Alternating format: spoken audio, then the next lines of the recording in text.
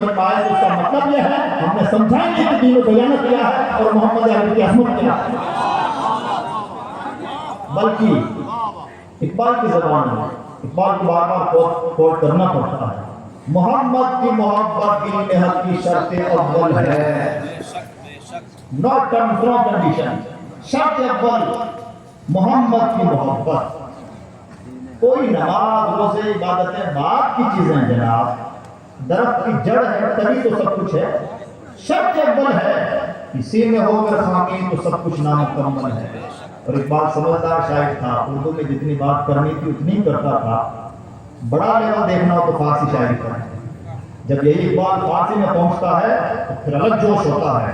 فارسی میں کہتے ہیں بامصطفیٰ بارساں خیش را کی دی ہماروز اگر باؤں نہ رسیدی تمام بول حدیث. وہاں تو کہا کہ سب نامکمل ہے. فارسی میں آ کے کہہ رہے ہیں جناب جسے تم دین کہتے ہو، ایمان کہتے ہو، اسلام کہتے ہو، کچھ کہو تمہاری مرضی. جو کچھ ہے محمد عربی کے قدم ہے. اور اگر اپنے آپ کو ان کے قدموں میں نہ ڈال سکے تو ایسا نہیں کہ نامکمل ہے. وہاں تھا اردو میں نامکمل، یہاں تو ابو جہل ہے. تمام ملحبیس. اقبال یوں ہی نہیں ہے، بات ایموشنل شاعر نہیں ہے، فلسفے کا شاعر ہے، قرآن کا شاعر ہے. اور قرآن کا اسلوب صحابہ کی زندگیاں ہمیں بتاتی ہیں جو کچھ ہے محبت رسول ہے. اور محبت دلیل کی محتاج ہوتی ہی نہیں. محبت میں وہ کیا جاتا ہے. حضرت بخاری شریف کے حدیث، حضرت عثمان غنی کھڑے ہوئے مسکرانے لگے، خود ہی وجہ بیان فرماتے ہیں. جب کوئی مسکراتا تھا مجھے پوچھتے ہیں. حضرت عثمان غنی اپنے مسکرانے کی وجہ بیان فرماتے ہیں. کیوں مسکرا رہے ہیں؟ مجھے نہیں معلوم. کہہ رہے وجہ سے یہ ہے کہ ایک مرتبہ حضور بھی کھڑے ہوئے تھے مسکرا رہے تھے، سنت ادا کر رہے ہیں. ہاں ہمیں معلوم ہے، لینا دینا ہی نہیں. حضور مسکرائے تھے تو وجہ رہی ہوگی. مجھے کوئی لینا دینا نہیں، میں اس لیے مسکرا رہا ہوں کہ میں نے دیکھا تھا. کوئی دلیل کوئی حجت نہیں. وقت ہوتا تو میں تفصیل سے بتاتا کہ صحابہ نے محبت رسول میں کیا کیا. لیکن ہم ذرا آئیں، ہم نے محبت رسول میں کیا کیا. صرف کھچڑا، صرف شربت، صرف ایک دن کے لیے نعرے اور جلوس اور جھنڈیاں، یہ محبت رسول کی نشان ہے. اس کا مطلب ہم نے پہچانا ہی نہیں. اتنی بڑی مشن کی شخصیت اور یہ سب چھوٹی چھوٹی چیزیں. عزیز دوستو، آج محبت رسول کا ہم سے شدید تقاضا ہے. ہم حضور کی شخصیت کو، حضور کی سیرت کو نہایت گہرائی سے پڑھیں اور دوسروں تک پہنچائیں. 1500 سالہ جشن کا مطلب سب کو گفٹ کریں میرے نبی کی زندگی ہے. نتیجہ کیا ہوگا؟ ہمیں جو لگتا ہے کہ حضور کی دشمنی ہے، حضور سے دشمنی ہو ہی نہیں سکتی دنیا کو. جب حضور کے غلاموں کے غلام غریب نواز کا کوئی دشمن نہیں ہوگا تو امام الانبیاء کا کون دشمن ہوگا؟ فرق صرف یہ ہے کہ محمد عربی کی سیرت دنیا تک پہنچا دی جائے. جب جب حضور کی سیرت دنیا تک پہنچے گی، دنیا کو محمد عربی کے قدم کے علاوہ ٹھکانہ ملے گا ہی نہیں. اور اس لیے کہ حضور کی تعلیمات سے بڑی تعلیمات کسی کی ہیں ہی نہیں. دوردرشن ایک چینل ہے، گورنمنٹ کا چینل ہے. میلاد النبی کے ٹھیک دن 12 جون شریف کو میرا پروگرام تھا. تو ظاہر سی بات اخلاق رسول کا موضوع باتوں میں. اچھا سرکاری لوگوں کی بات الگ، وہ الگ ہی کس دنیا کے لوگ ہوتے ہیں. کئی بار چینل سے پہلے بات میں جانا ہوا، کیمرہ مین کو کوئی مطلب نہیں کون گیسٹ آئے ہیں، لائٹنگ والے کو کوئی لینا دینا نہیں. انہوں نے اپنا کام کیا، فری وہاں سگریٹ پی رہے ہیں، اپنی مستی میں مست ہیں. گیسٹ جو کرنا ہے کریں. پروگرام کیا. پروگرام کے دوران میں نے کچھ باتیں اخلاق رسول پہ کی. ایک حدیث ہے مسند احمد بن حنبل کی حدیث. حضور فرماتے ہیں اپنے گھر کی دیوار اتنی اونچی نہ کرو کہ پڑوسی کی ہوا رک جائے. یہ اس زمانے کا نبی بات کر رہا ہے جس زمانے میں کھجور کی چھتوں سے مسجد نبی بنی تھی. اس زمانے میں کون سے اتنے لمبے چوڑے پختہ مکانات ہوا کرتے تھے. ایک آدھ مکانات ایسے مل جاتے تھے جو ڈبل منزل ضرورت کی وجہ سے ہوتے تھے، وہ بھی چھپر کے مکان. ڈبل مکانوں کا تصور، ایسے مکانوں کا تصور کہ ہوا رک جائے. ماننا پڑے گا کہ میرا نبی اپنے زمانے کے مدینے کا نہیں، قیامت تک کا نبی ہے. میرا نبی صرف چھپروں کے زمانے کا نبی نہیں بلکہ بڑی بڑی بلڈنگوں کا بھی امام الانبیاء وہی ہے. ایک حدیث پاک فرماتے ہیں اپنے شوربے سے پڑوسی کو تکلیف نہ پہنچاؤ کہ شوربہ اتنا زیادہ بندوں کی پڑوسی کی گھر بھی بن جائے.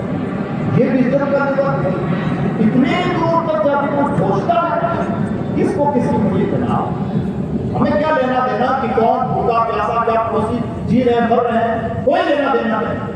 اور عالم یہ تین مرتبہ قسم کے ساتھ ارشاد فرماتے ہیں واللہ لا یؤمن، اللہ کی قسم وہ مومن نہیں، اللہ کی قسم وہ مومن نہیں، اللہ کی قسم وہ مومن نہیں۔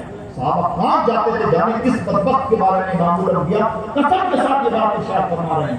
صحابہ نے پوچھا حضور کس بدبخت کی بات ہو رہی ہے؟ فرماتے ہیں میں اس شخص کی بات کر رہا ہوں جس کی شرارتوں سے اس کے پڑوسی محفوظ نہیں۔ میں نے یہ حدیث پیش کی، پہلے تو کمر سیدھی ہوئی شخص کی راکیش کمار جی، اور جب پروگرام ختم ہوا تو کہنے لگے کیا محمد صاحب کے بارے میں ہمیں کوئی کتاب ملے گی؟ ہمیں تو کسی نے بتایا ہی نہیں کہ محمد صاحب اتنی مہان ہستی تھے۔ اسے صرف ایک راکیش کمار کی کہانی نہیں جناب، پوری دنیا کی یہی کہانی ہے۔ اسلام مسلمان کے ساتھ یہ ہوا ہے کہ ہم مسلمان تو بنے مبلغ نہ بن سکے۔ بلغوا عنی ولو آیا، جس دن ہم نے یہ کام کیا ہوتا دنیا نبی کے قدموں میں ڈھیر ہوتی۔ آخری بات عرض کرتا ہوں، اپنی زندگیوں کا مقصد پہچانے، بہت عیش و آرام کی زندگیاں گزار دی، ہماری ذمہ داری بنتی ہے کہ اگر حضور کو خوش ندی چاہتے ہوں تو حضور کی امت کی خدمت کریں۔ جہاں ہیں سچے پکے وفادار غلام رسول بن کے رہیں۔ غلامی رسالت کا مطلب صرف چند فارملٹی کی چیزیں نہیں ہوتی، غلامی رسالت کا مطلب ہے حضور کے مشن کا سودائی اور شہنائی بن کے رہنا۔ صحابہ نے ذکر رسول سے کہیں زیادہ فکر رسول کی توجہ کی ہے، اور یہی وجہ ہے کہ صحابہ کی تعداد 1,14,000 کے آس پاس ہوتی ہے، اور مدینہ میں جن صحابہ کی قبریں موجود تھیں جنت البقیع کے بلڈوز کیے جانے سے پہلے ان کی تعداد 10,000۔ سوال یہ پیدا ہوتا ہے کہ 1,00,000 سے زیادہ صحابہ کہاں؟ 1,00,000 سے زیادہ صحابہ جارڈن میں، شام میں، عراق میں، یمن میں، بحرین میں، آپ کے چنئی کے کنارے میں موجود ہیں۔ کیوں؟ ہم یہاں شعر و شاعری میں تمنا کرتے رہتے ہیں یا رسول اللہ مدینہ کے بغیر ہمارا جی نہیں لگتا، اور مدینہ میں مرنا چاہتے ہیں۔ جنہوں نے مدینہ کو دیکھا اور مدینہ والے کو دیکھا، کیا مدینہ میں مرنا نہیں چاہتے؟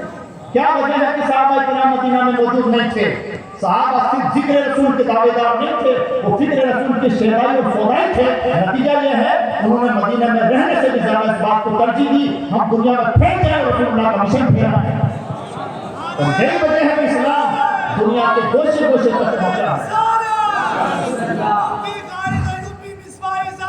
زندہ باد زندہ باد، نعرہ تکبیر، نعرہ رسالت۔ عالم ہے فقط مومن جاں باز کی میراث، اقبال کے لہجے میں کہیے تو عالم ہے فقط مومن جاں باز کی میراث، مومن نہیں تو صاحب اولاد نہیں ہے۔ چھوٹی سوچ، تنگ نظریاں، حسد کینہ بغض اناد سے سینے بھرے ہوئے ہوں، اور ہم کہہ رہے ہیں کہ ہم غلام رسول ہیں، اور غلامی رسول میں موت بھی قبول ہے۔ کہا ہے کہ غلامی اور کہا ہے کہ موت جناب، ایک دن میں اس ملک میں 20,000 کی تعداد میں گستاخیاں ہوتی ہیں، کون سا تیر مار لیا ہم نے؟ اور کھچڑیوں پہ اور شربتوں پہ مرنے والی قوم کو تیر مار بھی نہیں سکتی، جس قوم کا اپنا کوئی ویژن نہ ہو، جس کا اپنا کوئی مشن نہ ہو، جو قوم تعلیم یافتہ نہ ہو، جس کی فکر میں بلندی نہ ہو، جس کا دل چڑیا جیسا دل ہو، کوئی توسع نہ ہو، رسا کش ہو، وہ قوم کس طرح کی غلامی نبھا سکتی؟ حدیث پاک سنیں اور اپنی گفتگو ختم کریں۔ حضور نبی اکرم صلی اللہ علیہ وسلم کی حدیث سے امام طبرانی نے کوٹ کیا، فرماتے ہیں من اصبح ولم یهتم بامور المسلمین فلیس منهم۔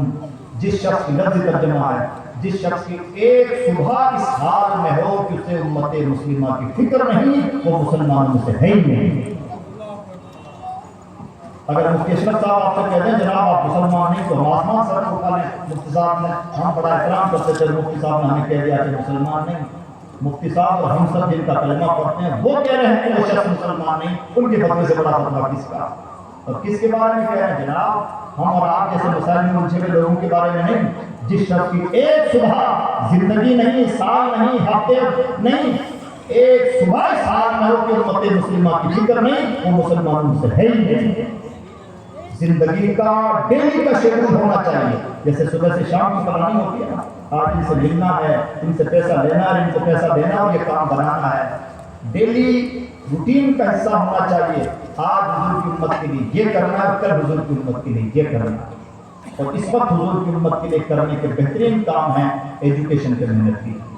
امت جاہل ہے، میرا نبی امام العلم ہے۔ اگر ہم حضور کی رضا چاہتے ہیں تو امت کو علم دیں۔ دوسرا کام اصلاح معاشرہ، تنظیم کا نام بھی بڑا پیارا ہے، سیدھا سادہ لفظ، 2 لفظوں کی کہانی۔ اصلاح معاشرہ کیجئے، اپنی سب سے پہلے کیجئے، اپنے اندر کے شیطان کو ماریے۔ بہت بڑا پرابلم ہے اندر کا شیطان بڑا موٹا ہوتا ہے، ظاہر بڑا صاف ستھرا